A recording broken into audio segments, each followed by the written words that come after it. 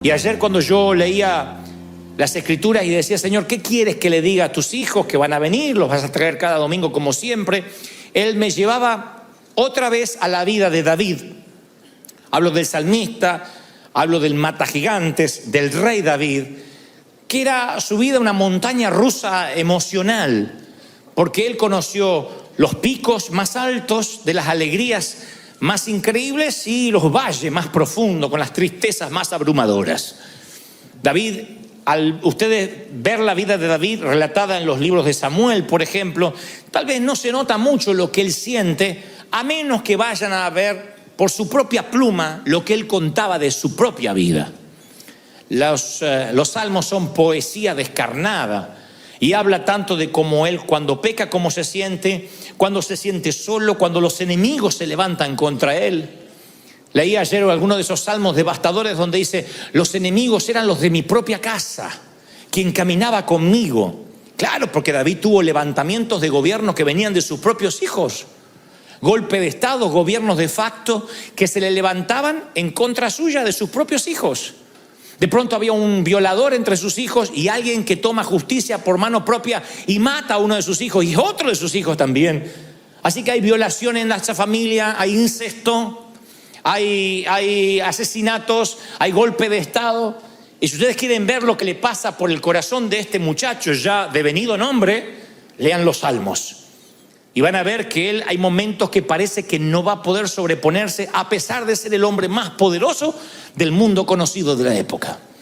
Y en una de las frases que acuña su manera de pensar y lo que le da esperanza, en una de ellas dice, por la noche durará el llanto y por la mañana vendrá la alegría.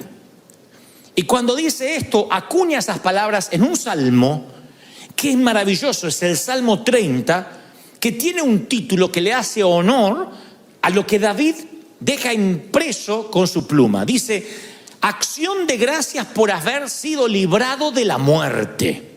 ¿De qué tipo de muerte? No sé. Tal vez de una batalla. David era de ir a las batallas, aunque era rey. Tal vez una enfermedad, no sé, pero él sintió que se moría. Cuando fue librado de la muerte, dijo, Dios me dio vida, ya tengo suficiente razón para agradecer, para estar feliz. Así que titula el Salmo, acción de gracias por haber sido librado de la muerte. ¿Y cuándo es que lo canta? Y es cuando lo compone. Y esto me lleva a unir dos pasajes. Uno es el Salmo, que fue cuando lo compuso y cuando aparentemente lo cantó. Y otro es la historia que está en 2 de Samuel 6. Me habla de que esta canción fue cantada en la historia que aparece en el segundo libro de Samuel 6, que para los que no conocen la historia se la voy a relatar de la siguiente forma, de una manera rápida, expeditiva. Voy a describirte la escena.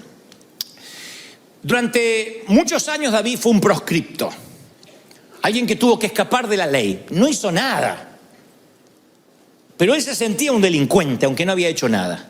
Él, que había defendido a los escuadrones del Dios viviente, matando a un gigante de casi 4 metros de estatura, que se gana a favor de eso la mano de la hija del rey, ahora su suegro, el rey, está celoso y lo quiere matar. Se llena de celos y lo empieza a perseguir. Entonces tiene que andar David viviendo en las cuevas, siempre temiendo por su vida. La vida de David no fue fácil. Cuando finalmente él asume el trono que le había sido prometido por Dios en una unción a través de Samuel, tampoco las cosas se le son fáciles, porque asume, recupera la fortaleza de Sión, pero él se da cuenta que no hay presencia de Dios o no hay nada que tipifique la presencia de Dios en Jerusalén, porque su antecesor, el monarca anterior, su suegro Saúl, nunca había ido ni se preocupó por saber dónde estaba el arca del pacto. El arca del pacto era una caja que contenía 3 elementos simbólicos que tipificaban el paso del pueblo de Dios, de Israel, por el éxodo del desierto hasta llegar a la tierra prometida. Y allí estaban las tablas de la ley, la vara de Moisés y un maná que tipificaba el alimento, la providencia. Pero nadie se había ocupado de buscar nunca el arca del pacto. Como rey nunca lo habían traído a Jerusalén. Y David dice, yo no puedo adorar si no está lo que tipifica la presencia de Dios. Así que manda a traer el arca y se mete en lío, porque David no sabe cómo se traslada un arca. tiene buenas intenciones, pero había un protocolo para traer el arca. Así que lo traen, lo ponen sobre bueyes. Casi el buey tropieza, alguien va a meter una mano ahí, un taluza, cae fulminado. David dice, opa, dejen eso en la casa, donde sea. Lo mete en la casa de un granjero llamado Obed-Edom. Al granjero, los 3 meses que tiene el arca, empiezan a parir las ovejas, las vacas, se llena de terneros, se le multiplica el ganado, todo, hasta tiene más suegras por la mañana, se levanta y hay más. Y ahí dijo, hasta acá llegué, llévense en el arca. Todo se le multiplicó. David dijo, eso tipifica la bendición. Dios no está enojado, solamente hay que aprender a traer el arca. Así que cuando decide traer el arca, David tiene una alegría. Después de tanto tiempo de exilio, de pelear. Así que cuando ve la presencia de Dios, o lo que tipifica la presencia divina, entrar por las puertas de Jerusalén, no cabe en su asombro. Tiene una alegría. Entonces yo quiero ubicarte en la escena. ¿Por qué él dice, por la noche está el llanto y por la mañana viene la alegría? Yo te quiero mostrar cómo alguien puede reponerse de esos momentos que te dejan en la lona y te dejan knockout. Te voy a describir la escena. David había capturado la fortaleza de Sión, había traído el arca de Jerusalén a casa, así que hay electricidad en la atmósfera. Hay como una alegría, una algarabía. Las fuerzas militares tienen controladas todas las intersecciones principales de Jerusalén. Hay francotiradores apostados en los muros, porque se corrió el rumor de que el rey va a caminar entre el pueblo, cosa que los monarcas nunca hacen. David tiene una reputación que proteger, una corona que representar. Y adivinen qué, David tira todo por la ventana. David es un distinto, que cuando ve entrar el arca se vuelve loco. Cuando ve que la presencia de Dios viene y la misma prosperidad que estuvo en la casa del granjero viene ahora para la nación, ahí se apoderó una alegría tan grande de David que fue congruente con el rubor de toda la gente. La gente dice, oh, porque David está con sus ropas reales y se da cuenta que con eso ni se puede mover. Tampoco le prepararon un camerino para que se vaya a cambiar, ni zapatos de tap para que baile con estilo. Entonces lo único que se le ocurre es decir, más, sí, esto me sobra, esta corona me sobra, el manto me sobra, y se empieza a desnudar y queda en calzoncillos reales, calzones reales. Bailaba con un taparrabos de lino. No lo hizo porque era un exhibicionista, sino porque tenía que alabar a Dios de alguna forma y la ropa no le dejaba ser libre. Los reyes no se quitan la ropa para bailar con el pueblo. Pero David comienza a bailar como un nene pequeño. Él baila y danza. Él está tan feliz. Porque así bailaba él en el monte cuando cuidaba ovejas. Porque él siempre oyó la música del Espíritu. Y alguien que oye la música del Espíritu baila con gozo, celebra sin inhibiciones. Parecía que todo el dolor...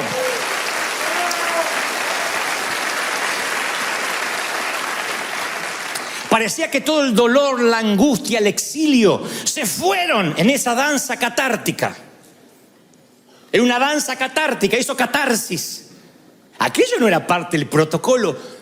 Yo me imagino a los francotiradores, a los tipos armados diciendo, ¿y ese? Bailando. Es una locura, este tipo perdió el juicio cabal. Pero quien más le molesta es a una muchacha, una dama, su esposa, Mical. Mical era la hija de Saúl, era su esposa, su primera esposa.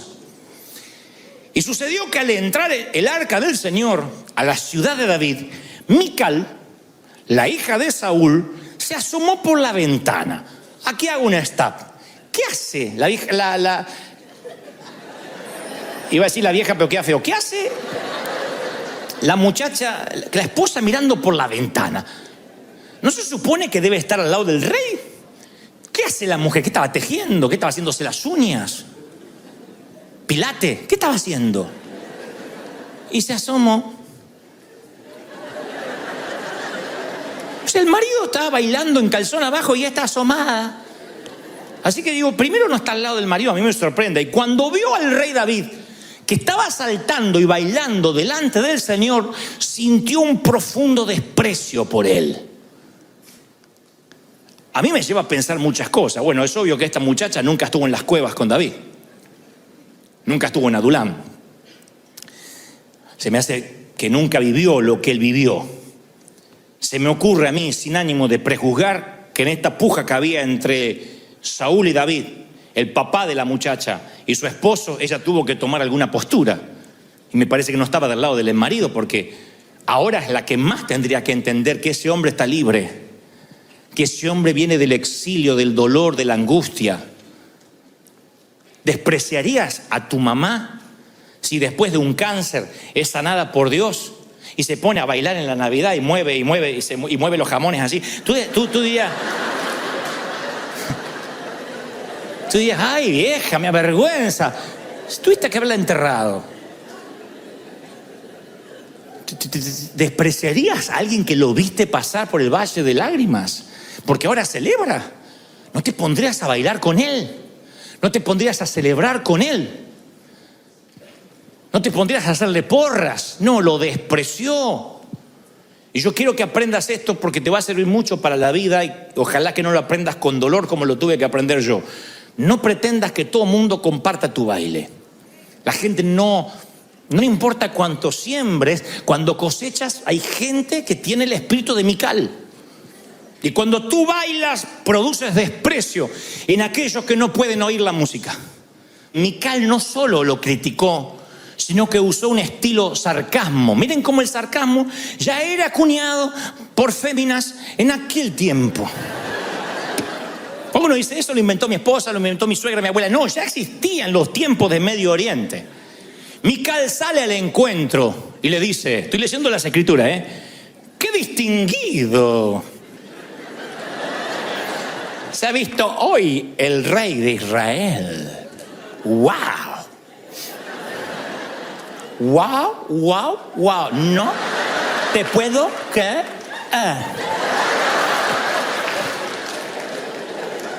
No manches.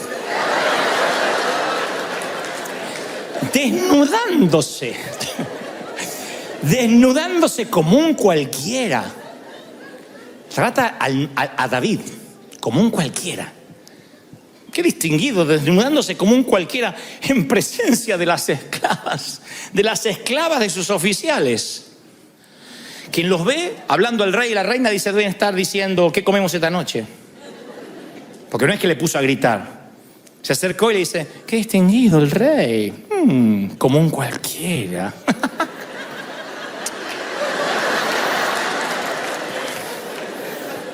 Y el rey para de bailar y le dice, lo hice en presencia del Señor, que en vez de escoger a tu padre o a cualquier otro de tu familia, me escogió a mí y me hizo el gobernante de Israel.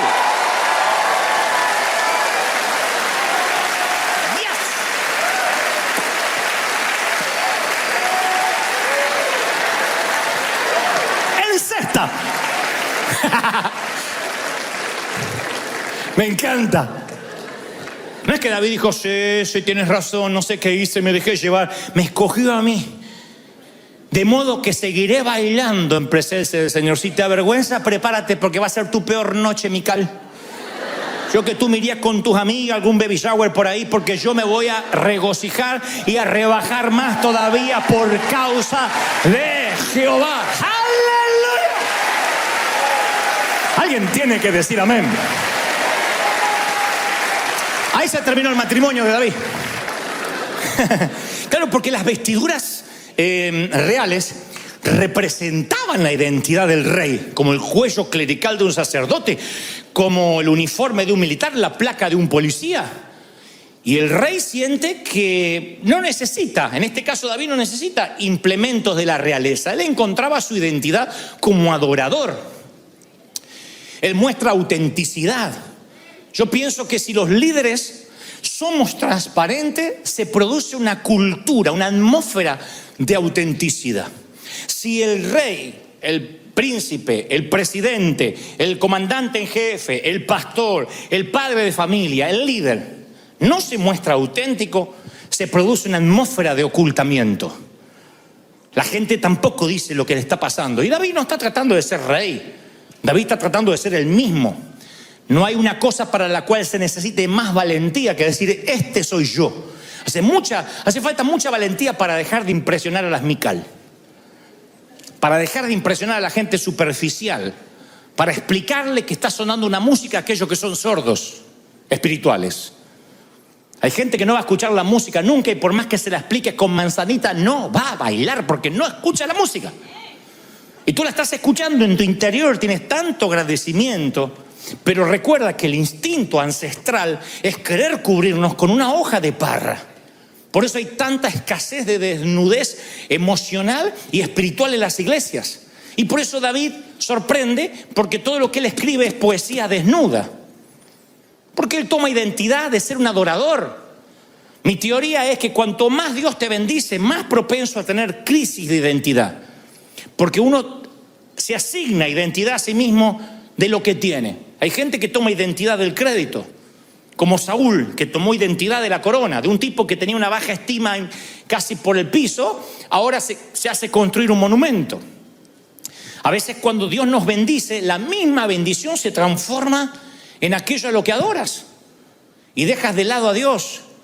Hay gente que toma identidad del dinero. Si hay dinero en la cuenta bancaria y tiene un saldo a favor, está alegre, está feliz, está seguro de sí mismo. Está un tiempo en rojo y no quiere venir ni a la iglesia, porque su identidad está basada en la cuenta bancaria.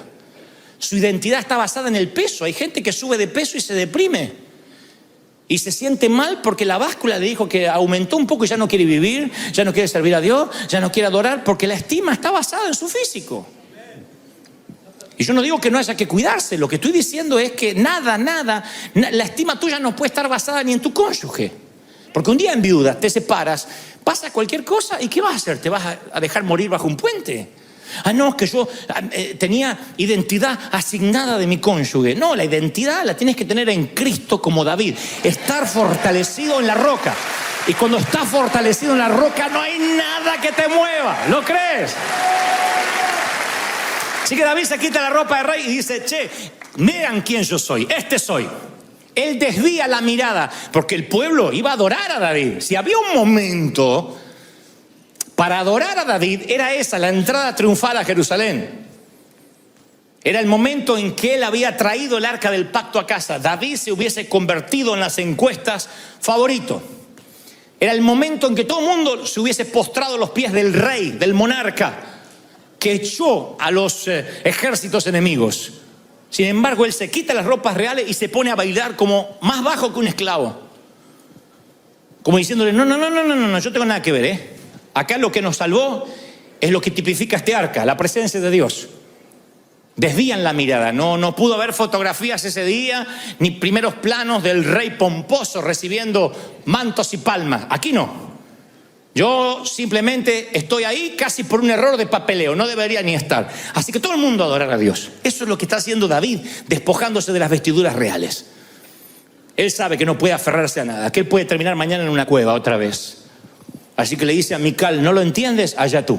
Ahí te agarras tu maletita y te vas a otro lado, a vivir como una reina. Aquí se va a vivir como un adorador. Se va a vivir como alguien que está agradecido, porque yo soy un tipo distinto. David era un distinto. A mí me encanta porque Dios aprecia la variedad. Me gusta la diversidad. Y no la diversidad de género sexual como ahora, que dice, bueno, hay un tercer sexo. No, habló de la variedad de nuestra estructura emocional. Me encanta que Dios la aprecie. Y nosotros pensamos que santidad es uniformidad. Que todo el mundo tiene que vestir igual, que todo el mundo tiene que ser igual, y si no cambia algo está pasando. Dios ama la diversidad y somos diferentes. Si no me creen, miren, estamos acá en redondo, miren la cara de lo que tienen enfrente. Miren si no hay diversidad. Dios define a la iglesia como un cuerpo y cada uno de nosotros somos los miembros. Y cuando Él dice la palabra en Lucas 4:18 que vino a liberar a los cautivos, no solo vino a liberarnos del pecado, sino a quitarnos el chaleco psicológico que nos metieron. Ese chaleco de fuerza, no hagas, no pienses, esto no es de Dios, esto a Dios no le agrada. Si a mí no me agrada, seguro que a ti no te agrada tampoco, ni a Dios tampoco. Esas cosas, no estoy diciendo seamos liberales. Lo que trato de decir, no te clones con otro. No digas quiero ser como aquel, quiero hacer como ella. Tú eres tú. Dios es el Dios de Abraham, el Dios de Isaac y el Dios de Jacob.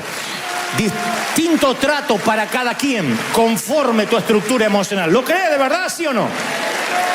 Yo lo creo. Y creo que David era un distinto, era extravagante. Y Mical se casó con un extravagante. Y ella quería uno como el padre. Y no encontró uno como el padre, encontró uno loco. Uno que se forjó en los montes. Uno que se forjó como guerrero. Uno que no sabe bien cuántas copas hay que poner y cómo se empieza a comer con 6 cubiertos y de afuera para adentro, de adentro para afuera. No tiene la menor idea. Porque mataba animales y comía en la cueva como podía. Así que ni siquiera tiene los modales. Y Mical sí tiene todos los modales, ama el protocolo y David es un adorador. Y el adorador que salió de una bomba en su autobús, adora en los panteones, en las paredes, entre las paredes de hospitales, adora en la calle cuando falta comida, cuando no hay turqui, cuando sobran turqui. El adorador adora siempre, lo cree. Esos somos nosotros, adoradores. ¡Aleluya! La gente que no escucha la música no puede adorar, insisto. Jesús era extravagante. Una vez en un reportaje alguien puso, un muchacho, un joven extravagante. Yo era joven, pero me pusieron extravagante. Y a mí me molestó y después fui al diccionario y dice, persona diferente en el modo de pensar, estrafalario, en su manera de accionar. Y dije, sí, porque eso es la Biblia. Jesús era extravagante. Yo veo a Jesús y creo que le hemos cortado las uñas al león de Judá. Creo que hemos hecho una versión edulcorada, acicalada, aséptica de Jesús. Hemos higienizado a Jesús para que sea nuestra imagen y semejanza. Jesús ama el orden. Pero el Jesús que yo veo tocaba a los leprosos, sanaba el día de reposo, defendía a las adúlteras, lavaba los pies a los discípulos, daba vuelta a las mesas en el templo, hablaba con samaritanos, tenía fiesta con recaudadores de impuestos, ofendía a los fariseos. Ese era mi Jesús, era el león de Judá. ¡Wow! Gritando, cambiando, transformando.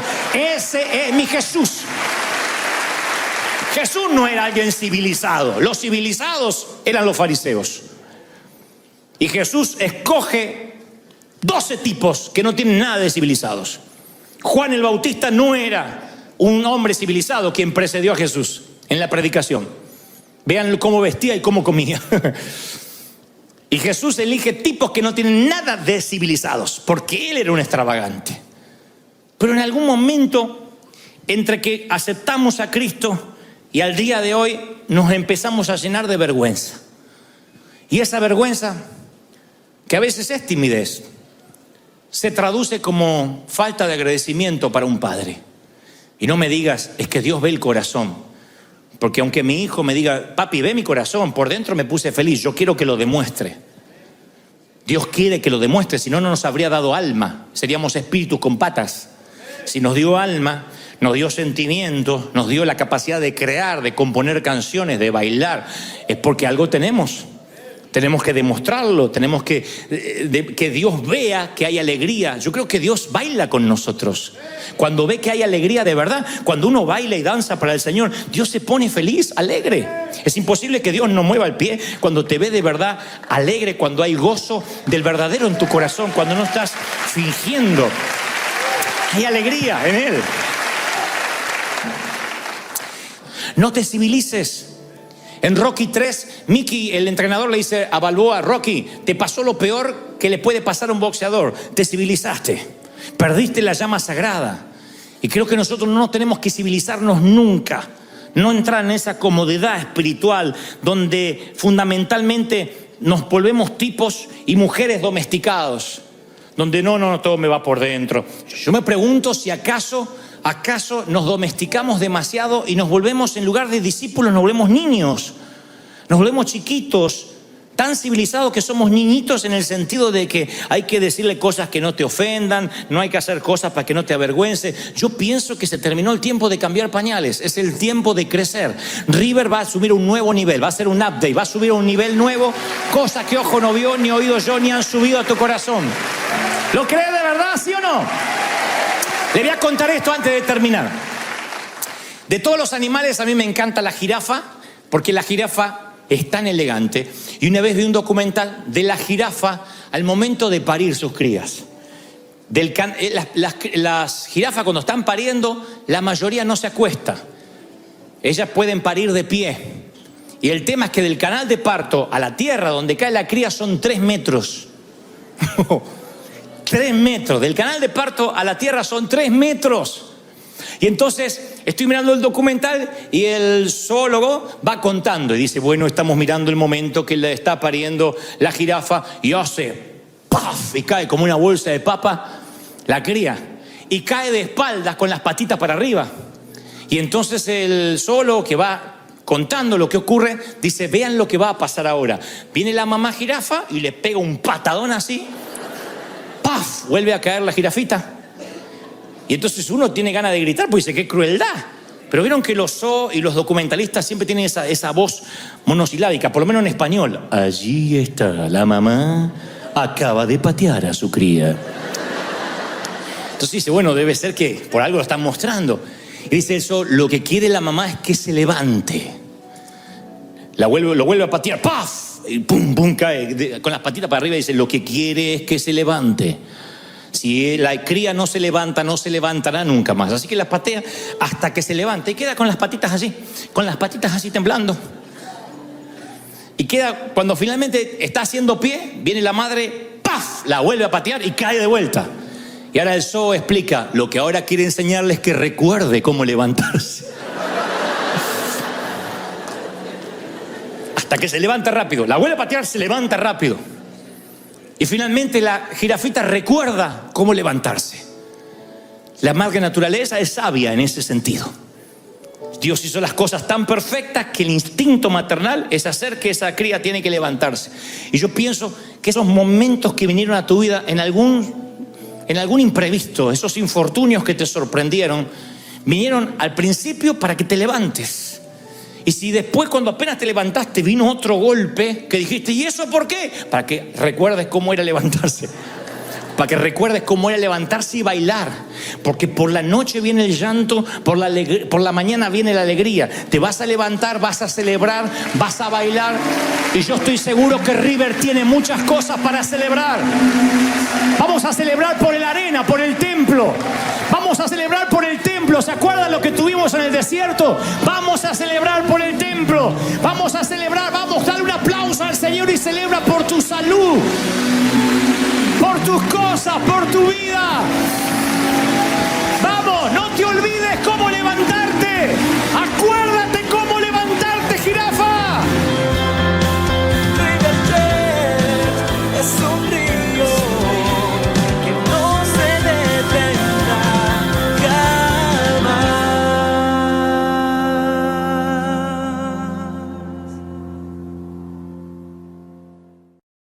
Contaba una historia en el servicio pasado de un caballero que quería dejar una herencia a sus 4 hijos. Le dijo, les dejo una finca. Y a cada uno de ellos le dijo que vayan a ver la finca y luego de observarla si se atrevían a administrarla, a ser los CEO, a ser los capataces de esos sitios. Los 4 hijos fueron enviados por el padre en distintos momentos del año. El que fue durante la primavera vio un sitio maravilloso, lleno de flores, lleno de pajaritos, de mariposas. Dijo, es un paraíso, es paradisíaco. Yo quiero administrar esto. El que fue durante el invierno dijo, no, es un sequedal, no hay nada, hay frío. El que fue durante el otoño dijo, no hay ni un poquitito de verde, no hay ningún árbol frondoso, es espantoso. Cada uno fue al campo en diferentes temporadas, pero era el mismo campo. La vida es la misma siempre. Lo que va cambiando son las temporadas. Y es de timador y es de canalla de mi parte si te dijera que vas a vivir en primavera o que vas a vivir en un eterno verano, en la salud, en las finanzas, en las relaciones. De eso de que sean felices para siempre, cuando estamos en un altar y un pastor dice sean felices para siempre, eso pasa en Disney, donde el cuento justo termina cuando se casan. Pero nadie sabe qué pasó con el príncipe y la cenicienta, si alguna vez se sacó los zapatitos de cristal y se puso a fregar. Nadie sabe qué pasó con Blancanieves, si los enanos se instalaron o no. Todo pasa y fueron felices hasta ese primer beso. Y después pensamos, los que vemos la película, que fue un eterno verano o una eterna primavera. Y no, esa relación tendrá inviernos. La relación con la iglesia tiene inviernos, otoños. El servicio a Dios tiene momentos álgidos, momentos amargos, agridulces y momentos maravillosos. No entender eso es desconocer que el libro de Eclesiastés, en el capítulo 3, Salomón empieza diciendo: todo tiene su tiempo, todo lo que se quiere debajo del cielo tiene su hora y tiene su temporada. Y como dije alguna vez, Salomón hace una lista de 28 temporadas, casi 30 momentos, 30 retazos, segmentos de nuestra vida que vamos a tener que pasar. ¿Para qué? Para entender esencialmente cuando una temporada se termine y para que con elegancia, cuando llegue a su fin, la dejes ir. Recuerden cuando Dios nos habló el mensaje: baja de la ola. Hay momentos que tienes que bajar de la ola, momentos que tienes que decir: bueno, elegantemente, esto tiene que terminar. Y termina. Y llegas y abres la cabeza, la mente, el alma para una nueva temporada. No entender esto es sufrir, es aferrarse a pensar que todo tiene que ser igual. El adolescente que no quiere crecer se queda en la temporada de la adolescencia. Y algunos se quedan en su temporada de niño, aunque tienen 40 años cronológicos. Y Pablo dijo: cuando yo crecí, dejé las cosas de niño. Noten la intencionalidad, dejé. El niño no me dejó a mí, yo dejé al niño. Entonces hay momentos que uno dice: bueno, se terminó la temporada. Ya no es tiempo de estar jugando a los videogames horas y horas cuando tengo una familia que alimentar. Ya no puedo darme el lujo de sentarme en el sillón a ver partidos de fútbol a cualquier hora porque es mi equipo favorito y faltar al empleo o faltar a la universidad. Porque hay cosas que te podías permitir cuando eras niño, ahora tienes otras responsabilidades. Terminar una temporada y empezar otra. En las relaciones afectivas pasa lo mismo. Hay gente que se juntan y son absorbidas por un vórtice de una relación disfuncional. Hay personas que están juntas y se sacan la peor versión de sí mismos. Me consta, parejas de novio, desde que se ponen de novio se amargan los dos. Hace poco yo le decía a alguien: espero que cuando te pongas de novio, de novia, no te cambie, no te amargue, no pierdas esa alegría que tienes. Al cabo del tiempo, porque el novio dice: no te rías, no hables con aquello, porque hablaste con aquella, no te vistas así, porque usas esa falda. Y la empezó a controlar desde ahora. La cosa que la chica ya no es ni la sombra de lo que era antes. Es una relación disfuncional, una relación que los drena ahora.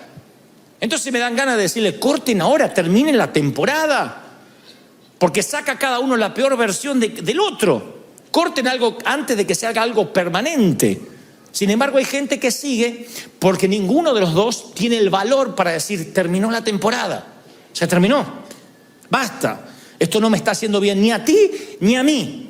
Pero siempre nos persiguen: no, ¿qué van a decir? Y el evangelio, y fulano, y tal, y la familia, y los que se van a doler. Y hay gente que se embarca en una vida de infelicidad simplemente porque no tiene el valor para decir: terminó la temporada. A lo mejor te sirvió para un tiempo, pero no sirve para este tiempo. Yo sé que a veces la renuncia no es la opción más prudente.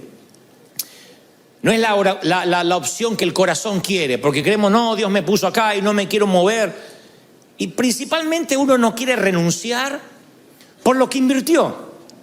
Porque dice: yo invertí mucho en esta relación, yo invertí mucho en esta iglesia. Otros se quedan porque está la familia. No, está mi familia, está mi mamá, está mi papá, y ahí está mi hermano, y ahí está mi cuñada, está la suegra, y se quiere quedar. O sea, es como que hay personas que se aferran a una temporada y no entienden de que hay momentos que hay que partir, aunque eso duela. Es parte de terminar un tiempo.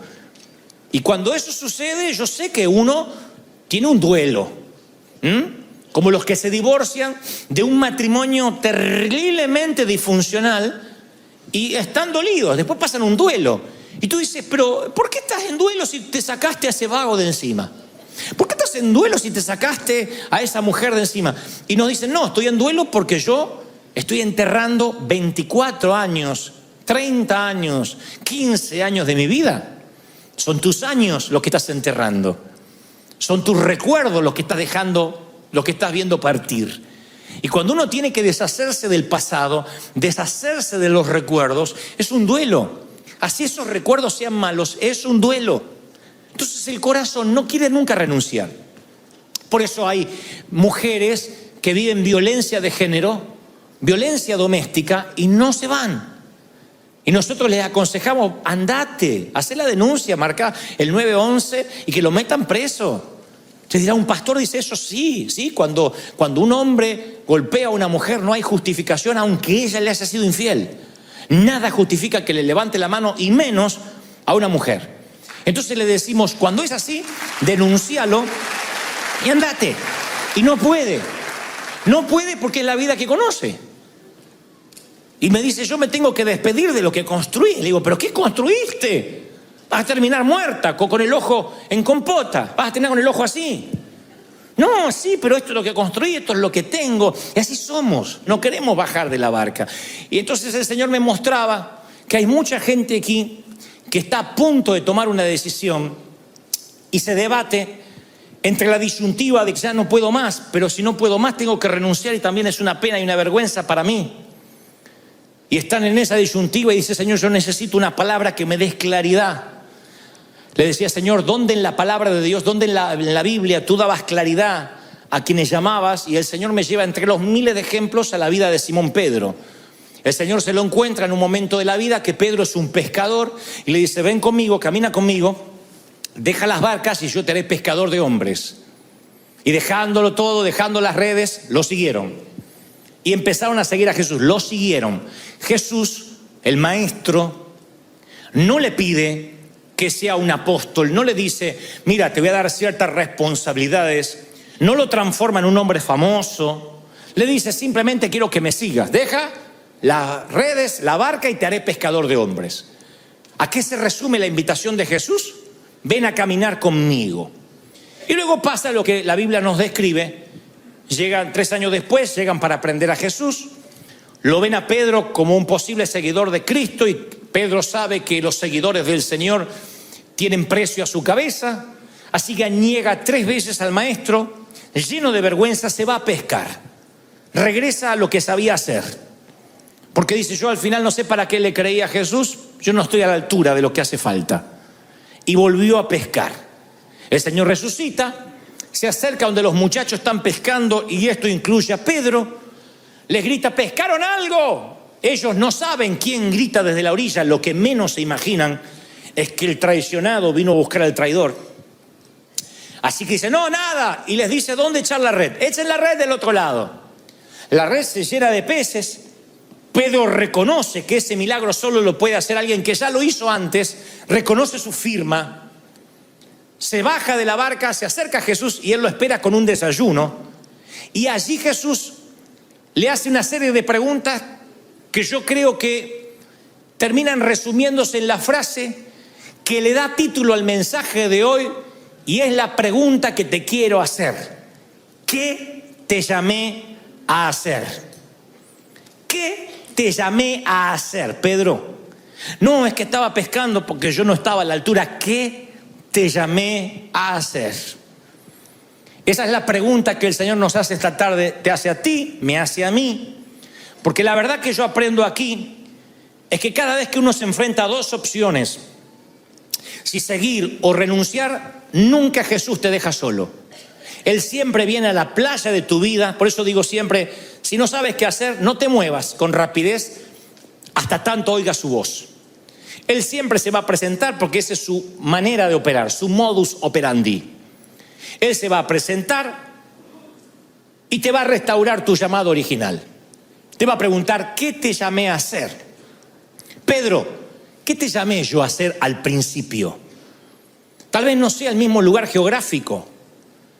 Tal vez no sean los mismos afectos. Tal vez ahora dices, sabes, la vida me cambió así, 180 grados. Hay gente que me dice, yo ahora me paro en mi casa o me siento a la mesa y hasta los rostros no son los mismos que estaban hace 3 años atrás. Hay gente que tuvo que cortar amistades, que tuvo que cambiar de país, cambiar de ministerio, de jefe. Y dice, Dios me cambió todo. Hay algo que Dios nunca te va a cambiar. ¿Qué te llamó a hacer? Pueden cambiar la geografía, puede cambiar las temporadas, puede estar en verano, invierno, otoño, primavera. La llama que ardió, la zarza que ardió y la voz que salió de ahí no va a cambiar nunca. Si tú eres libertador, vas a morir siendo un libertador. Moisés, vas a hacer lo que Dios te dijo en el desierto que sea. ¿Lo crees? ¿Qué te llamó a hacer? Vaya pregunta que nos choquea. Porque ese llamado que Dios te asigna no cambia, nunca, no cambia. Acuérdate, ¿qué querías hacer cuando te entregaste a Cristo? Yo quería caminar con Él. A veces me pasa que me empiezo a quejar por babosadas. Yo sé que me miran diciendo, ¡ay, qué raro! Tú no, porque tú te quejas de cosas importantes, de las Naciones Unidas y eso. Yo me quejo por babosadas.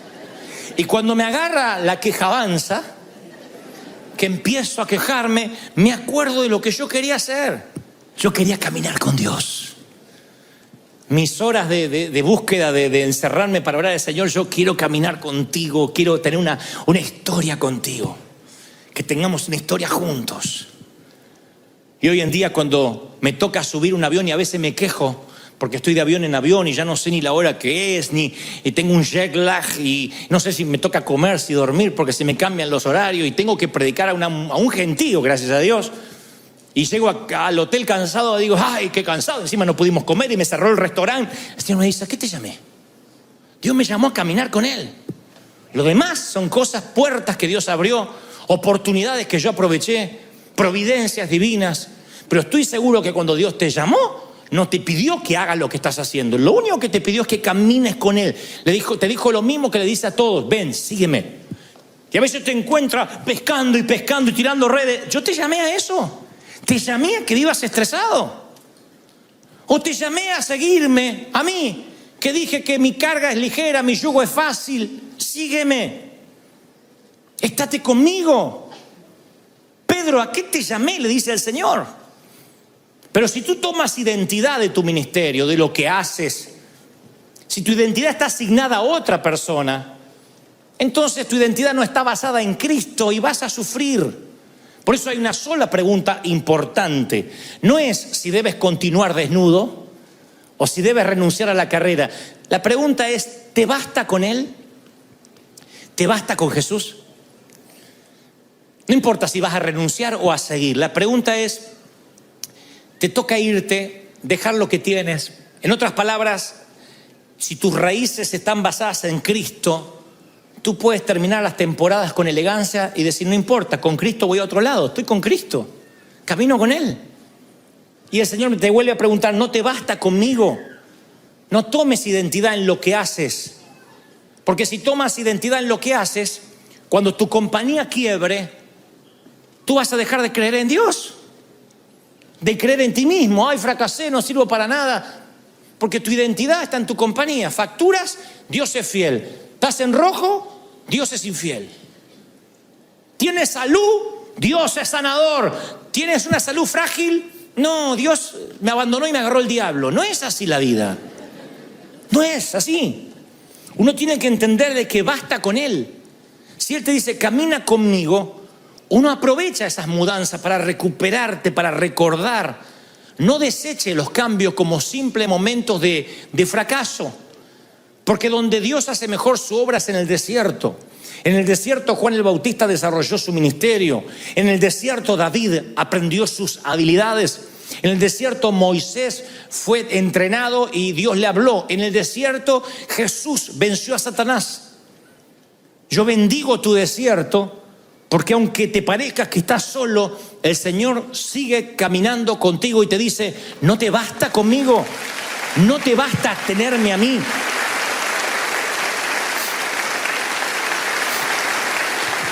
¿De verdad crees que Dios se agrada? ¿Que no te baste Él? ¿Que siempre quieras algo de Él? Porque si no, Él solo no te basta. Cuando Jesús va a ver a Pedro, le dice, Pedro, ¿me amas más que estos? ¿Me amas más que tu reputación? ¿Me amas más que la vergüenza? ¿Me amas más que lo que sabes hacer? No le pregunta por su pasado ni por su error. Le dice, ¿todavía me amas? Le pregunta, ¿qué hay en tu corazón? ¿Qué hay en tu corazón? ¿Cuál fue tu primer llamado? ¿Qué te llamé a hacer? Y Pedro dice, no, es que yo te traicioné. ¿Qué te llamé a hacer, cabezón? ¿Qué haces pescando? Es que yo la verdad que yo para esto sirvo, para lo otro no. ¿Qué haces pescando? ¿Qué te llamé a hacer? Pero te traicioné. ¿Qué te llamé a hacer?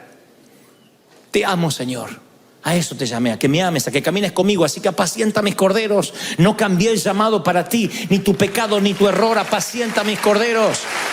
Apacienta mi rebaño. ¿Lo estás creyendo, sí o no? Pero nos criaron predicando de que si metés la pata, ¡paf!, Dios te quita la mano. Te quitó el llamado. No. ¿Qué sabes hacer? ¿Qué te llamé a hacer? Haz lo que te llamé a hacer. Pedro, ponte a predicar. Haz aquello para lo cual yo creí que podías hacer.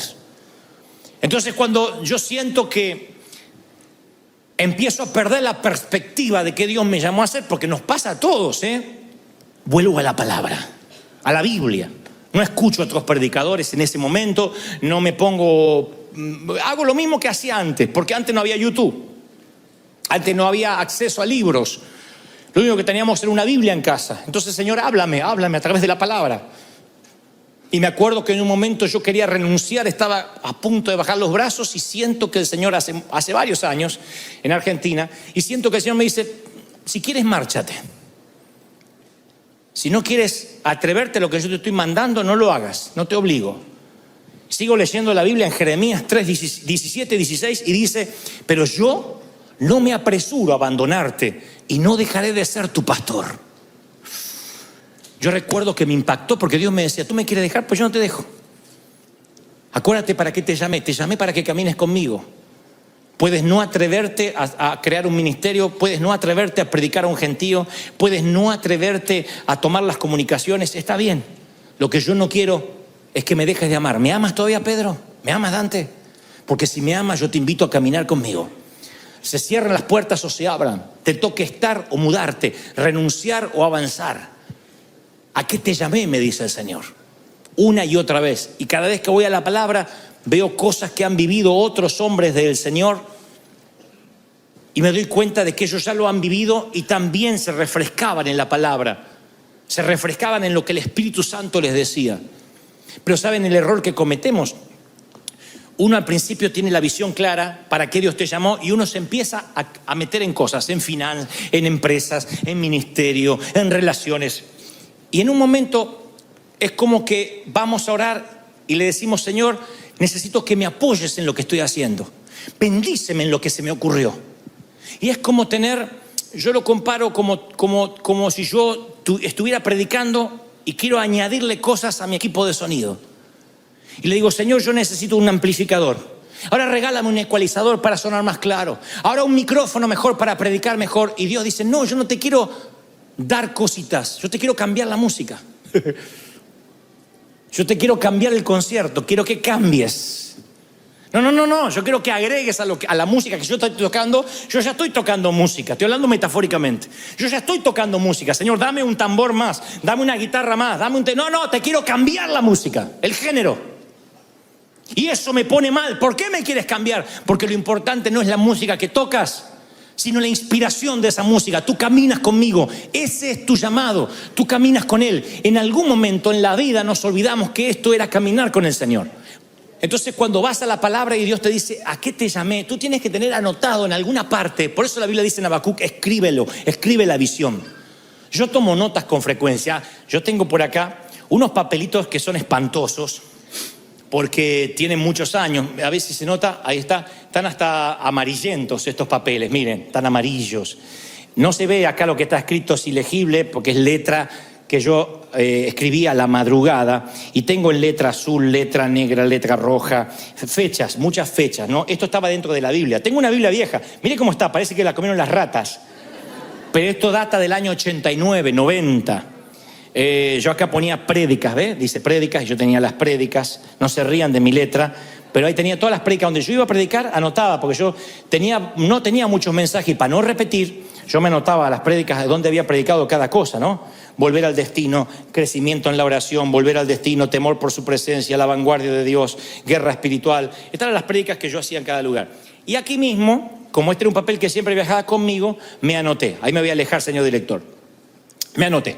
Entonces yo decía, Tengo anotado acá lo que Dios me dijo, por ejemplo, el 31 de enero del año 91, del año 90, no, 91.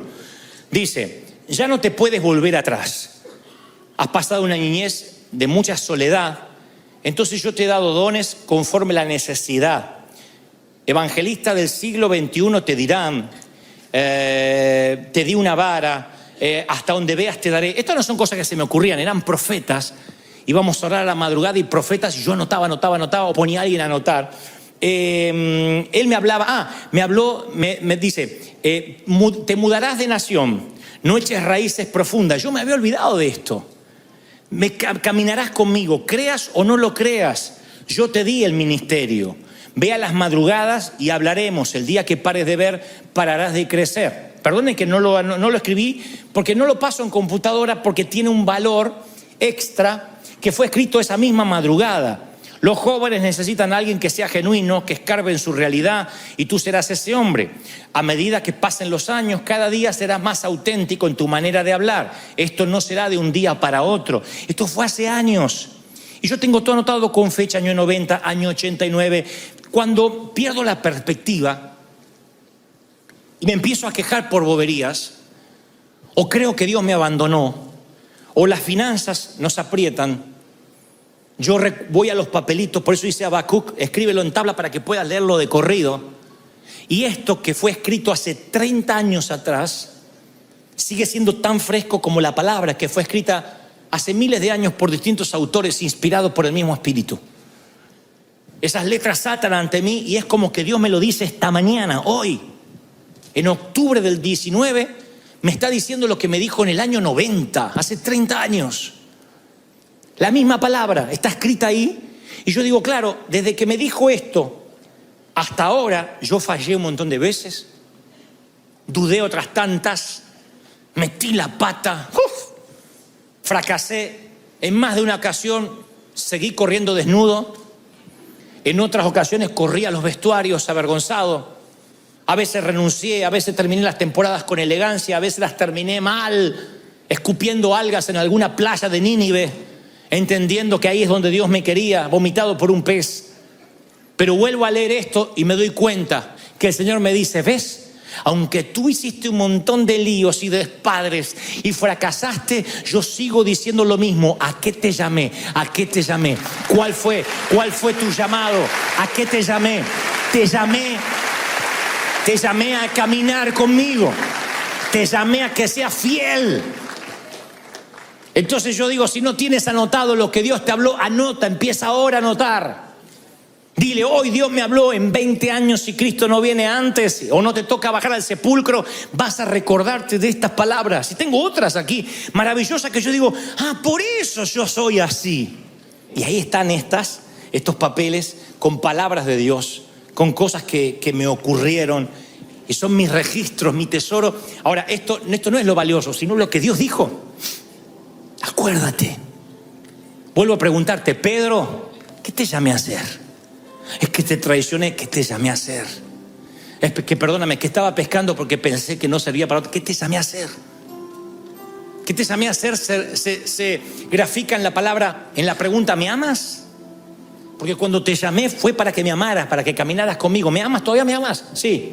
Vamos, apacienta mis corderos. Nunca te olvides de qué se trataba esto. Se trataba de Cristo.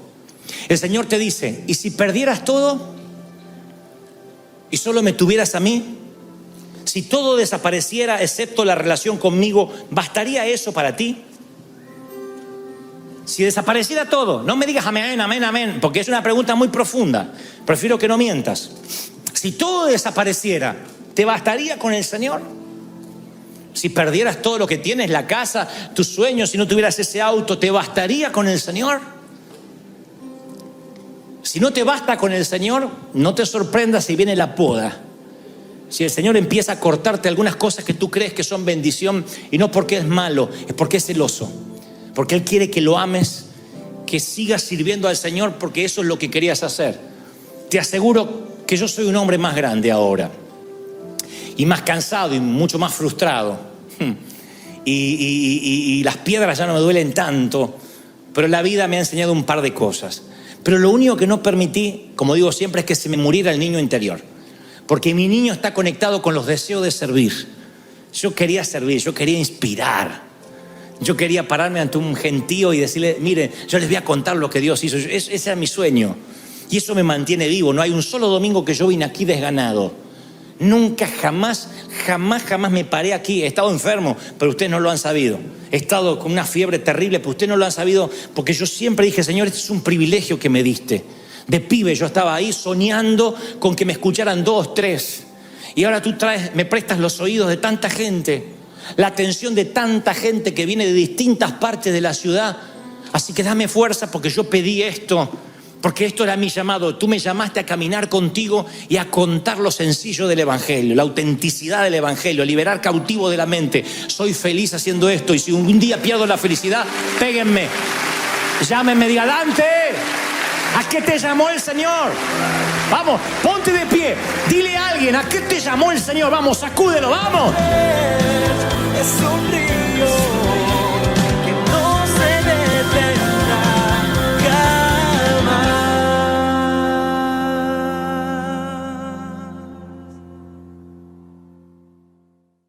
A inicios del siglo XIX solían llevar, los chinos solían importar bacalao, el famoso pez bacalao, desde Alaska hasta China.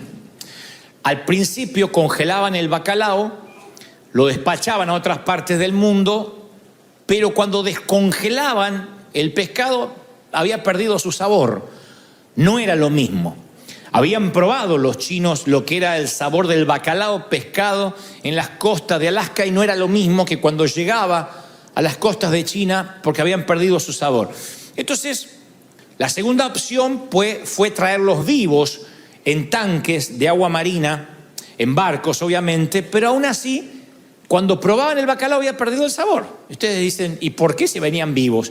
Bueno, porque a lo mejor tenían poco movimiento en el tanque, la carne del pescado perdía su textura, se volvía blanda, fofa, la textura no era la misma, y entonces finalmente un chino muy sabio resolvió el conflicto. Un día se levantó y dijo, tengo una idea para resolver el conflicto del bacalao. Así habla mi médico, entonces se me pegó. Tengo una idea para resolver el conflicto del bacalao. La idea parecía una locura, pero se le ocurrió al chino, y al cabo habían probado tantas cosas que costaba probar una tercera opción, y era poner al enemigo natural, al enemigo orgánico del bacalao, en la misma fuente, en el mismo sitio, en el mismo tanque de agua marina donde traían el pescado. Poner bagres. El bagre es el enemigo natural del bacalao. Entonces pusieron bagres juntamente con el bacalao. El bagre no tenía ningún valor comercial, pero lo pusieron allí y descubrieron que el bacalao, al ver al enemigo en el mismo tanque, se mantenía con vigor, con energía. Y en vez de quedarse allí flotando, simplemente estaba continuamente tratando de salvar su vida. Cuando llegaban a las costas de China, hasta sabía mejor, tenía mejor sabor que cuando eran pescados en Alaska. Cuando llegaba al mercado estaba tan fresco como si acababan de pescarlo. ¿Por qué? Porque al no tener un enemigo cerca, el pez no hacía nada, se quedaba nadando ahí, se ponía fofo, perdía la textura. De allí que muchos psicólogos, muchos sociólogos que estudian el comportamiento humano dicen que en la vida una buena dosis de bagres nos viene bien. Una buena dosis de enemigos naturales que se meten en nuestro tanque de agua marina nos mantienen alerta, hace que tengamos las defensas altas, que no nos caigamos, que no bajemos los brazos, nos mantiene enérgicos, conserva nuestra textura, nos mantiene jóvenes. ¿Por qué? Porque esos bagres a veces vienen en forma de enemigos, de infortunios, de avatares de la vida. Pero bien, en nuestro tanque nos hacen estar revitalizados, nos hacen estar vivos. De allí que se me ocurre ponerle a este mensaje un título para que no se lo olviden. Pasan los años, me voy a morir y ustedes se acuerden todavía del mensaje. Se llama No te preocupes, bacalao. No los estoy tratando de pescado, sino de bacalao, que es más fino. Pero no te preocupes, bacalao, viene justamente de esa experiencia real. Los problemas son parte, del paquete de la vida. Es imposible concebir la vida sin situaciones complejas, sin problemas, sin tener que enfrentar tormentas. El Señor lo prometió: en el mundo tendréis aflicción. La vida tiene su cuota de tormenta, cada uno le toca su copa de aflicción en algún momento de la vida, y eso, como el Señor nos habla periódicamente, nos mantiene ágiles, nos mantiene vivos, nos mantiene despiertos. A mí lo que me llena de intriga es qué pasa con la preocupación, que no es la ocupación del problema, la preocupación, ocuparse, como bien dice la palabra, antes de tiempo. La preocupación es lo que drena, lo hemos hablado muchas veces. La preocupación es lo que nos hace temer a lo imprevisible, a lo que todavía no podemos manejar, y nos pone ante la vida con una mente dividida. Una mente dividida es que no puedo estar completamente acá porque estoy allá, pero tampoco puedo estar completamente allá porque también tengo que vivir acá. El dividir la mente drena la energía, vampiriza nuestro tiempo, porque tenemos que debatirnos continuamente entre lo inmediato y lo potencial, lo que no podemos manejar. Y yo digo siempre que tratar de pelear la batalla de la vida en dos frentes es perder la guerra de antemano. Pelear con los problemas de hoy y con los potenciales problemas de mañana terminan vampirizándome, quitándome la energía que tenía para hoy. Porque el preocupado está tan pendiente del futuro y no está consciente de que tiene dos problemas con el futuro. Primero, el futuro no está aquí. Y segundo, no le pertenece. El futuro no es nuestra jurisdicción. No hay nada que podamos hacer con nuestro futuro para arreglar un problema. La preocupación no ayuda en nada, es pérdida de tiempo. Ahora, antes de construir la enseñanza, yo quiero dejar esta base sólida. El no afanarse por el día de mañana, como dice Mateo 6:34, como el Señor lo dijo en Mateo 6:34, no os afanéis por el día de mañana, no es una prohibición a soñar con una carrera. No es no planifiques, déjate llevar por la vida. No significa no planificar financieramente, porque el mal administrador, el mal planificador no le va a alcanzar para pagar lo que tiene que asumir, los gastos que tiene que afrontar. Entonces la planificación sí es bíblica. Quien lee los evangelios y conoce un poco al Señor no puede pensar que el Señor no planificaba. Planificó su ascensión a la cruz, su posterior resurrección, su ascensión hacia el cielo, sabía todo lo que iba a ocurrir. Era un planificador.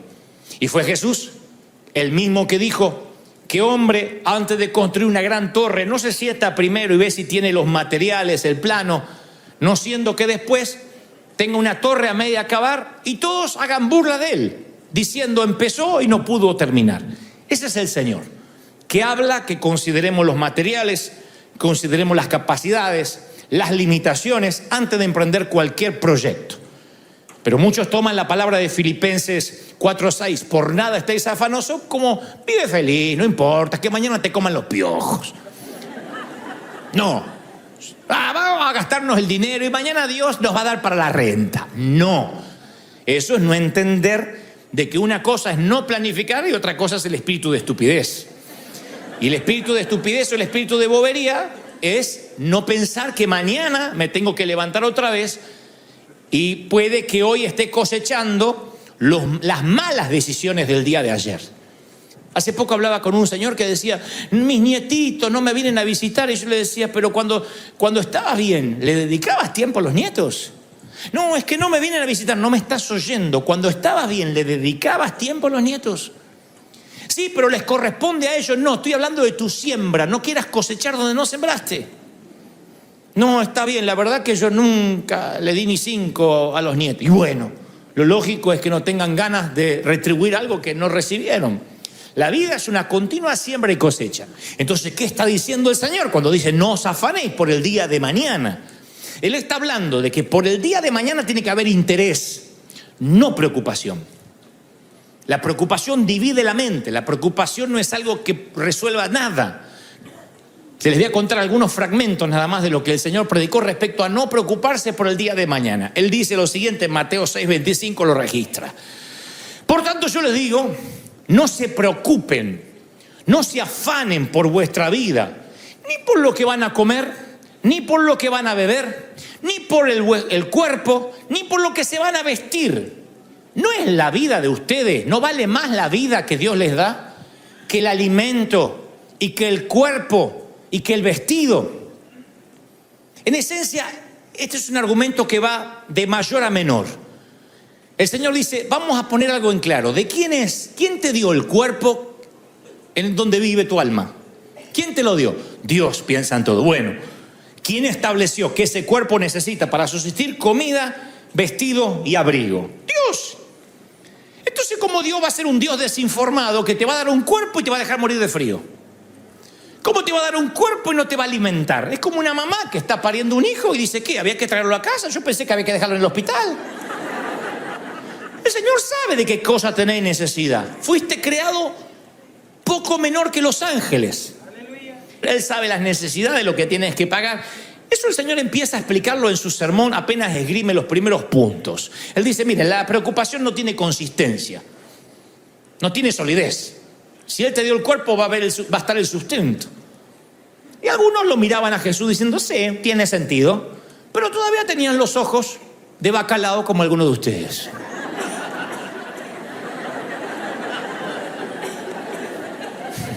Esta es la cara de bacalao. Entonces el Señor avanza y dice, bueno, pero también la preocupación es irracional. ¿Qué es irracional? No resiste análisis de razón, de sentido común. Miren las aves del cielo, dice el Señor. Mírenlas. Estaban al aire libre, todo el mundo levanta la vista. Miren, no siembran, no cosechan, no juntan en granero, no tienen plan de retiro, no tienen plan dental, no tienen plan médico. Ni siquiera Copay, nada. Y vuestro Padre las alimenta. No valen mucho más ustedes que ellas, que las aves. Ahora va al revés. Ahora va de menor a mayor. Ahora nos compara con pajaritos. Jesús arranca con esta segunda pregunta con una psicología inversa, desde el ángulo opuesto. Al principio dijo, a ver, están preocupados por lo que se van a vestir. ¿No les dio Él el cuerpo para vestir? Ahora lo da vuelta, dice, ¿no valen ustedes más que los pajaritos? Y sigue diciendo el Señor, miren entre los árboles y vean los pequeños gorriones. Estoy leyendo una versión internacional de las Escrituras en Mateo 10:29. Miren los árboles, miren los gorriones. Una monedita de cobre basta para comprarlos. Pocas cosas se venden tan barato. Su padre, tu padre, ¿va a valorarte menos que una monedita de cobre? Su mano está detrás de cada pájaro que cae a la tierra. Si el mundo entero está en sus manos, eso no te incluye. Aquí el Señor dice, se trate de un pájaro, un mendigo o un noble, el Señor lo tiene en cuenta, lo contabiliza. Y acá llegan a la conclusión los teólogos de que Jesús realmente está diciendo que el Padre tiene contados los gorriones que pululan en la atmósfera. ¿Cómo sabemos esto? Porque después dice, por si quedan dudas, aún tus cabellos están contados. Hay una base de datos de cuántos cabellos tienes, cuántos estás perdiendo. Entonces, no, Dios no puede estar en eso. Sí, Dios es tan grande que están los pequeños detalles. No hay nada que se le escape a Dios. Es un gran estratega, es un gran creador y todo lo conoce. ¿Por qué el Señor menciona los gorriones y los cabellos?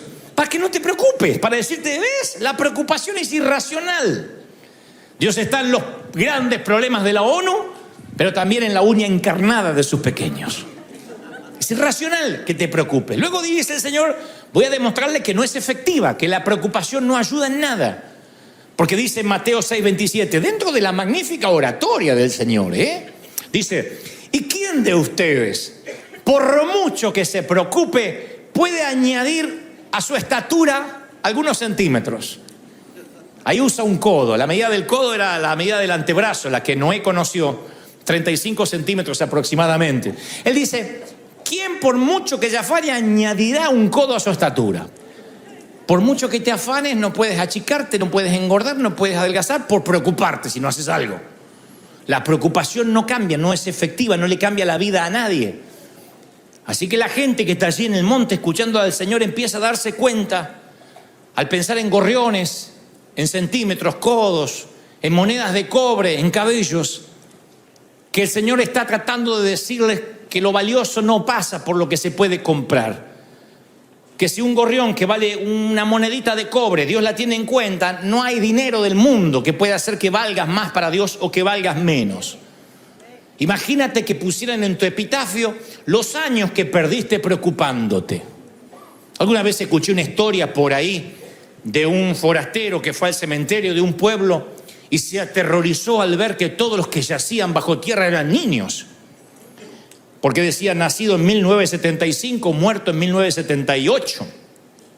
Nacido en 1980, muerto en 1983. Todos eran así, la fecha de nacimiento a la fecha de deceso, 3, 4, 5 años de diferencia como mucho. Y le pregunta a uno de los pueblerinos, ¿qué epidemia espantosa debe atentar contra este pueblo de modo que los niños mueren? Y le explica uno de los del pueblo que no son niños los que están enterrados ahí, pero que hay una ley en el pueblo que solo se va a cuantificar el tiempo en que la gente no se preocupó y fue feliz. Me pregunto qué pasaría si sumaran nuestros años de felicidad del día absoluta. Si realmente pudiéramos sumar esos días que se reflejan en el álbum de fotografías. Porque convengamos que el álbum de fotografías, y más moderno el Instagram, no refleja nuestros días comunes. Entonces uno va a la casa de alguien, o por lo menos estilaba en los tiempos que yo tenía tías aburridas. Tía, ¿vemos el álbum de fotos? ¡Ah, sí! Acá fuimos a Villa Gesell y acá fuimos acá. Y esta es la vez que fuimos al mar. ¡Ay, acá estaba el finadito! Eran todos finaditos porque se iban muriendo, pero quedaban en la foto. Esa era su vida. Te quedabas un día en la casa, te querías suicidar en adhesión. Pero ella decía que su vida era el álbum de fotografías. No. La vida era lo otro, los días comunes. Y esos días comunes conformaban una vida. Y esa vida, si además le sumo la preocupación, ¿qué me queda? ¿Qué me queda? Porque no vamos a creer que nuestra vida son las fotos en Instagram llenas de filtros. La vida es sin filtro. La vida es sin Photoshop. La vida es como uno se ve a la mañana. Esa es la vida. A eso le sumas preocupación, dice el Señor, y te vas a perder los años que tenías, el único capital con el que contabas, el paréntesis entre el pasado y el presente, que es el hoy. Yo conozco gente que vive preocupada, que si no tiene una preocupación la busca. ¿Cómo va tu vida? Bien, bien, bien. No, pero contame algún problema porque necesito preocuparme, ya resolví los míos. Hay gente que sale a cazar problemas, yo los conozco, les encanta. Sin preocupación es como que le falta la droga, es subbarbitúrico, tienen una dependencia de las preocupaciones. Otra de las tías mías tenía un hámster. ¿Se acuerdan lo que son los hámster? Las ratas blancas esas que se tienen en casa, son unas cosas espantosas, huelen como el demonio. Bueno, la rata, esta que tenía mi tía, estaba en una jaula y me acuerdo que la jaulita era así. Y le ponían para tomar agua, para comer y una ruedita para dar vueltas. Se levantaba el hámster y parece que algo le decía, tienes que subirte a la rueda. Y subía. Todo el día, te pudría la rueda. Y no es que hacía fitness. Era que la rata piensa que va a ir a alguna parte, pero sigue en la jaula. Y un hámster promedio al final de su vida ha recorrido 14.000 kilómetros y no se movió de la jaula. Hay alguien aquí con espíritu de hámster. Ay, estoy preocupado. Y no se mueve de la jaula. ¿Y lo que es mejor ser bacalao? No te preocupes, bacalao, porque el bacalao nada para salvar su vida y llega fresco a destino. Pero el hámster termina cansado, no llega fresco en ninguna parte y solo está preocupado. Y el Señor nos enseña a no tener espíritu de hámster, a no estar en una rueda que no te lleva a ninguna parte y que además no resuelve los problemas del mañana. La preocupación no quita las penas del mañana, pero sí te quita las fuerzas al hoy. Así que el Señor dice, la preocupación no solo es irrelevante, es irracional, es irrisoria, también es ilógica. Dice el Señor en Mateo 6:28, en el mismo sermón magistral. Y por el vestido, ¿por qué os afanáis?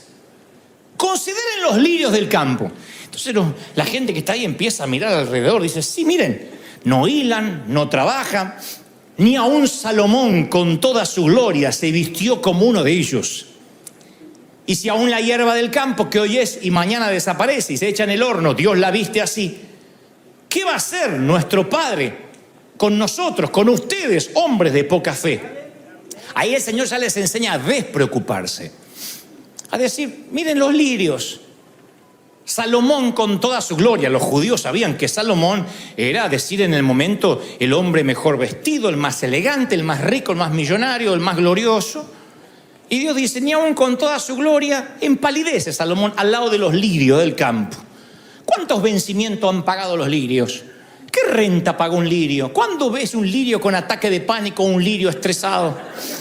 Un lirio preocupado porque la suegra viene a casa. ¿Cuándo un lirio se preocupa? No trabajan, no hilan. El lirio se balancea así, mirando, sintiendo la brisa, mirando el sol, recibiendo el agua así. Cara de lirio. ¿No deberíamos aprender a adorar a Dios mínimamente los domingos a la mañana con cara de lirio? ¿No será que debemos glorificar como los lirios? Hay gente que yo las veo que viene acá y hace así, se mete y está con cara de lirio así. Le pega la brisita así. Y otros que vienen como un hámster. Señora, bendíceme, ayúdame. Quiero que Dios me bendiga, que Dios me bendiga. Está como un hámster. Y está la rata y el lirio. Y Dios dice, ¿a quién voy a bendecir? El lirio está descansado. Ahora, Dios crea el lirio para que lo disfrutemos, pero el que está hecho imagen de Dios no es el lirio, sino nosotros. Y si Él cuida de cada pétalo que florece y se marchita en una sola estación, ¿cómo no nos va a cuidar a nosotros? Jesús nunca hubiese muerto y dado su vida por los mismos hijos que después hubiese planeado abandonar. Dios nunca hubiese enviado a su Hijo unigénito para después abandonar a esos hijos. Esa es la respuesta por la cual la preocupación es ilógica. ¿Por qué se preocupan de lo que van a comer, de la renta, del seguro médico, del auto? Los inconversos se preocupan de estas cosas. Saben que tienen que pasar su vida entera como un hámster, preocupado por refugio, vestido y comida. Pero no ustedes, el Padre sabe de qué tenéis necesidad. Bienaventurado el que atraviese el valle de lágrimas y la convierte en fuente. Aunque atraviese valle de sombra, dijo David. Nunca dice aunque viva, aunque me quede, aunque acampe, aunque haga mi residencia allí. Sino que la preocupación es algo que puede atravesar. Tú dices, me llamaron que fulanito está en el hospital, un ser querido. ¿Y cómo no te vas a preocupar? Pero una preocupación que pasa. No puedes vivir pensando a ver si hoy me llaman que alguien está en el hospital. No puedes preocuparte a ver si mañana no me alcanza. Espera que llegue el día con su afán, con su preocupación, y en ese momento te ocupas. De otro modo, esa preocupación te va a quitar energía otra vez. Se va a arraigar de tal manera en tu personalidad que vas a buscar preocupaciones nuevas todos los días. No vas a concebir la vida si no te preocupas. Y la vida tiene que ser fácil. El Señor dijo, mi carga es ligera, mi yugo es fácil. Ya tienes preocupación para hoy, encima te vas a cargar la de mañana. La de hoy la vas a sostener, porque el Señor da una promesa, no te daré más carga, no te pondré más carga de la que puedas llevar. Pero si agregas la carga del mañana, colapsas. Porque ahí estás rompiendo un principio. Te estás agregando lo que no te deberías agregar. No lleves muchas bolsas del supermercado. Haz 2 viajes. Porque se te van a romper los huevos en el piso, se te van a caer las sodas. Tienes que hacer 2 viajes. En la vida es lo mismo. No se puede todo en un solo viaje. Hay que empezar a vivir el día de hoy. Basta el día con su afán. Hacer un nuevo viaje mañana. Mañana, Dios no te va a hablar todo hoy. Hoy te habla para hoy, mañana te hablará para mañana. ¿Estamos de acuerdo, sí o no? Vivir en el tiempo presente es un arte. Hay gente que a veces me dice, no sé cómo voy a enfrentar Dante la viudez. No sé qué voy a hacer ahora que me divorcié.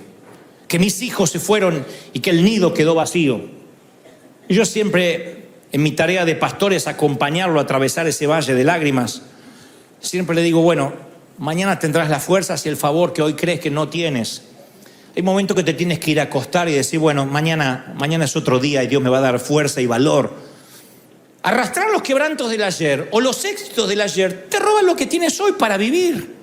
El ayer hay que dejarlo, con las cosas buenas y con las cosas malas. ¿Por qué metiste la pata en el ayer? Porque la juventud es algo que se cura con el tiempo. Cuando uno es joven, tiene más inmadurez que cuando uno es adulto. Y cuando uno es anciano, tiene más madurez que cuando uno era simplemente un adulto. La vida nos va enseñando a madurar. Las horas de vuelo, ¿cómo se adquieren? ¿Cómo se logran? Volando. De otro modo, yo le daría unas pastillas, unas píldoras de experiencia a mis hijos para que no tengan que pasar lo que yo pasé. Tomen estas píldoras, son experiencia. Así no se equivocan, así no meten la pata, así les va... No, tienen que tener sus choques, sus infortunios, aprender el valor de las cosas. De otro modo, llegan inmaduros a la vejez. Entonces me doy cuenta que esta madurez que tengo hoy daría cualquier cosa por haberla tenido a los 20. Pero no la tuve, metía la pata. Y estoy seguro que cuando tenga 70 voy a querer tener la madurez de los 70, pero con la fuerza del hoy. Y empiezo a entender, Señor, ahora entiendo por qué nos pones entre paréntesis y dice, vivan como lirios. Gracias, Señor. No como hámster. Tranquilo, bacalao. No te esfuerces. No te preocupes, vas a llegar a destino. Mi tarea es tomarte la mano, estamos juntos en esto y ayudarte a llegar a la luz, ayudarte a llegar a casa. Pero yo no voy a permitir que construyas una casa ni en el ayer ni en el futuro, porque no te pertenece ninguno de los dos, ni el pretérito ni el futuro te pertenece. Entonces yo no te puedo permitir que construyas tu hogar en una jurisdicción, en una dimensión que no es tuya. No puedes vivir la vida mirando por tu hombro la felicidad añorada o mirando por tu hombro la tristeza que dejaste atrás o la que te acompaña hasta el día de hoy. Mucho menos ir por la vida estirando el cuello, viendo que hay del otro lado de la curva, allá adelante. Espera a doblar la curva. Disfruta el viaje. La vida es un viaje y la vida ocurre mientras vivimos. Otra de las cosas que aprendí con dolor. Tú tienes que viajar liviano, decir, yo voy a viajar liviano para hoy. ¿Qué necesitas para hoy? Para hoy. Para hoy, ¿qué necesitas? ¿Un par de zapatos? ¿Un calzón? ¿Cuánto te va a poner? Uno. Menos que te hayas reído mucho hoy y hayas tenido un accidente. Si no, es uno. Uno. ¿Cuánto más? Si puedes vivir pensando que con una maletita tú resuelves la vida, no sabes lo feliz que vas a ser. Entonces yo quería terminar este mensaje como el Señor terminó el Sermón del Monte, que yo creo que la gente lloraba, se conmovía, y como el Señor dice que debemos ser imitadores de Él, salvando las distancias, dije, Señor, ¿cómo puedo terminar este mensaje que tú me has dicho que le diga a tu pueblo? Además de no te preocupes, bacalao. ¿Cómo puedo terminar? Y el Señor me da esta palabra profética, te la voy a regalar. Escríbela en las tablas de tu corazón, átalas a tu cuello, sean puestos en los dinteles de tu puerta, de tus ventanas. Llévate esta palabra. ¿Estás listo para esto? Dígame amén. El Señor me dijo este mensaje profético para ti. Me dijo, diles a mis hijos que mi nombre es Yo Soy. Si viven en el pasado, les va a ser muy duro la vida, porque mi nombre es Nunca Fue, Yo Fui. Si viven en el futuro, la vida se les va a hacer muy dura, porque mi nombre jamás fue, Yo Seré. Yo no me llamo Yo Fui, ni me llamo Yo Seré. Yo me llamo Yo Soy. Si viven en el presente, serán felices. Bienvenido al tiempo real, bienvenido al hoy, bienvenido al día de hoy.